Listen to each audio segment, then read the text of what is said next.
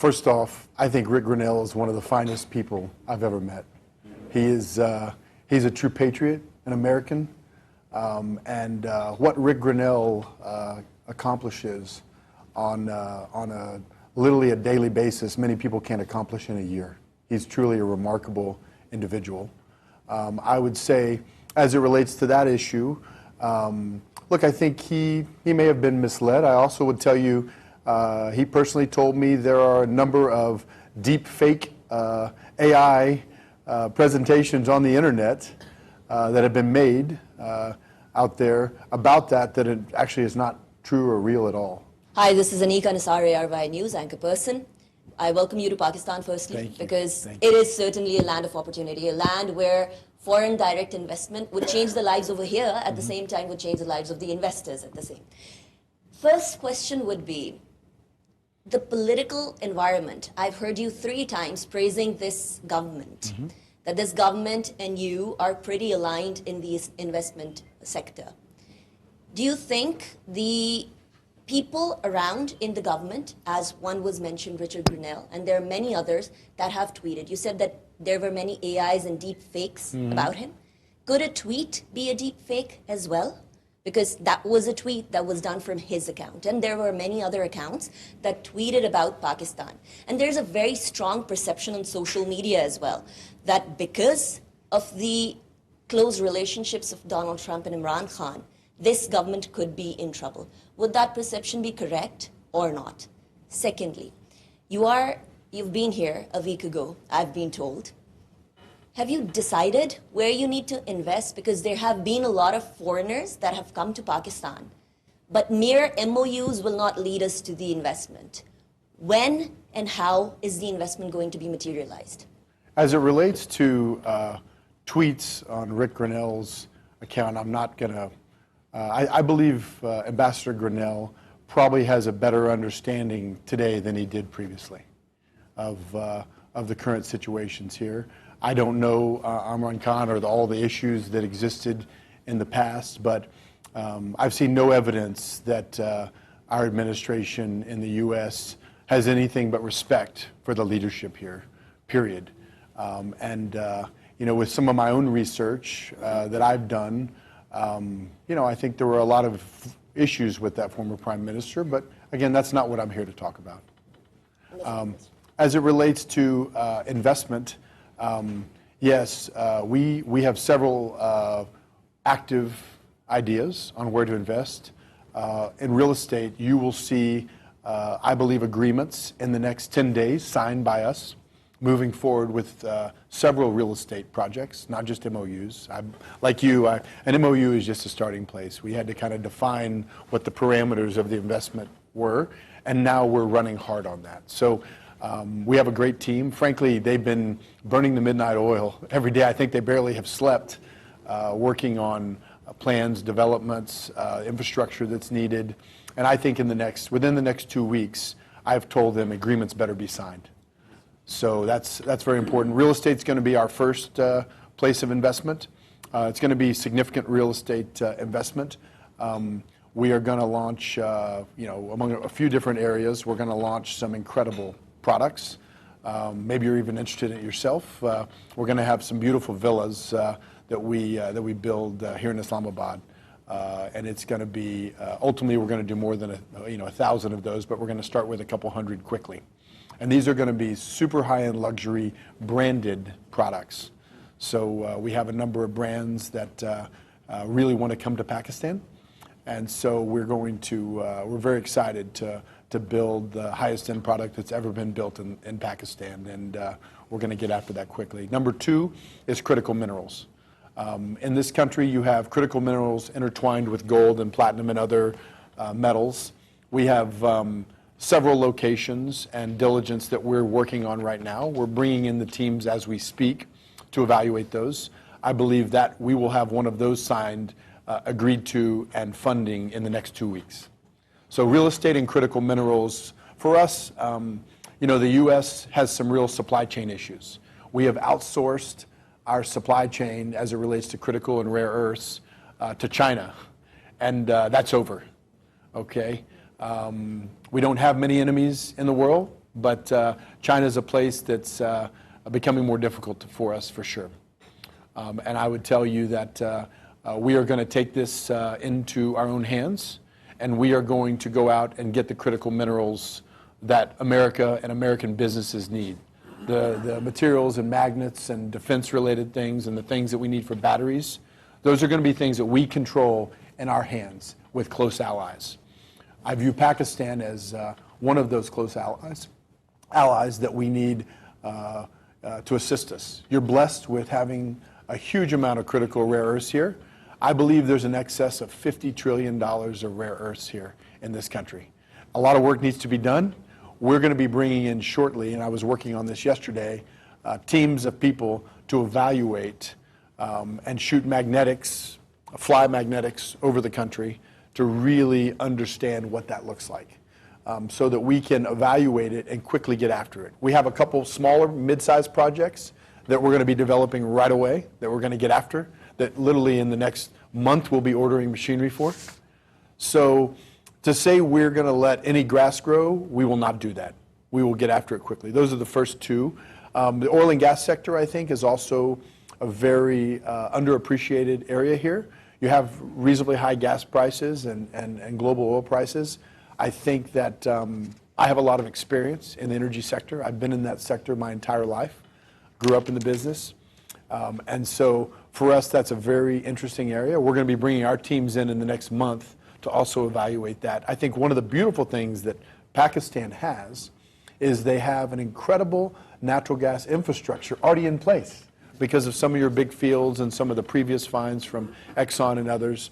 You have the infrastructure. You never go to a developing country where the infrastructure is already in place. You just have to supply the gas. That is a huge opportunity.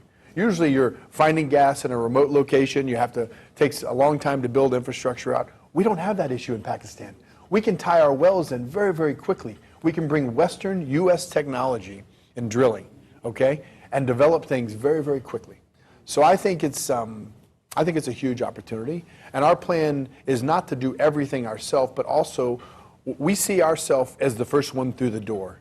Then we're going to be bringing lots of Western companies here. That's our goal. That is our goal. We're even contemplating bringing our international free zone trade partner. We are involved with a group called IFZA, IFZA.com. You can look at it, which is the largest free trade zone in Dubai. And we are looking at bringing that business to Pakistan and really creating an on-ramp to bring business to the country. That's what it's done.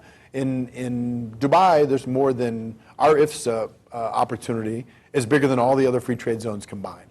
It's got over 50,000 customers. Think if you go to those 50,000 customers and you say, hey guys, you can now come to Pakistan. You can now have offices in Pakistan within our offices. You can have infrastructure in Pakistan. You can put your back office here. You can bring technology. You can bring AI. We can set up data centers. It's an unlimited opportunity to harness. It's sitting there in front of us. We have to have the right political environment. We have to have the right partnerships. And I believe we see that opportunity here. So we couldn't be more excited. Hopefully that answers your question. Amir Ilyas from Express News. Wonderful. You just tell that Biden administration was disgraceful for Pakistan. Yes. And our leadership is very wonderful. How you see Trump administration will go with our leadership and with your investment plans? Well, whenever investment comes in, President Trump is first and foremost a businessman. He gets business. He's a transactional president. If U.S. interests and Western interests are aligned here and working hard and investing in the country, I see a real reason for the U.S. to get behind that. I think the mindset of your leadership and the mindset of President Trump are very similar. I think the opportunities between our two countries, from a business perspective, which is what I'm focused on, I'm not a political person. I'm going to leave politics to other people. But politics and business do mix from the perspective of having some support that's very, very key. And I believe that we will have the support we need here in this country, both from your administration and from our administration. I mean, just think about this. the U.S. needs all these critical minerals, as an example. Think of the opportunity not only to develop the critical minerals here, but also to have a midstream opportunity. We have talked to several partners on the midstream side, the people that would refine it, upgrade it, actually create the end products, and then deliver them to America. Think what that does for the supply chain and the partnership and the economic arrangement between our two countries. It makes it critical. So that's our goal.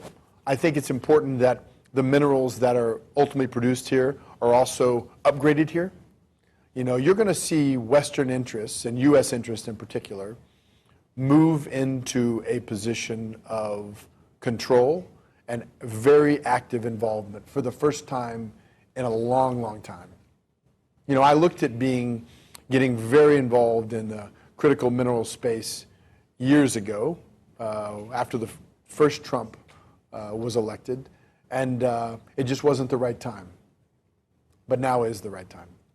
I think that the current administration has a very positive eye and a positive direction as to where Pakistan-U.S. relationships are going, and I think business here is going to be an important driver of that. So I would just tell you, I wouldn't believe the past. There's a new sheriff in town. That new sheriff is President Trump.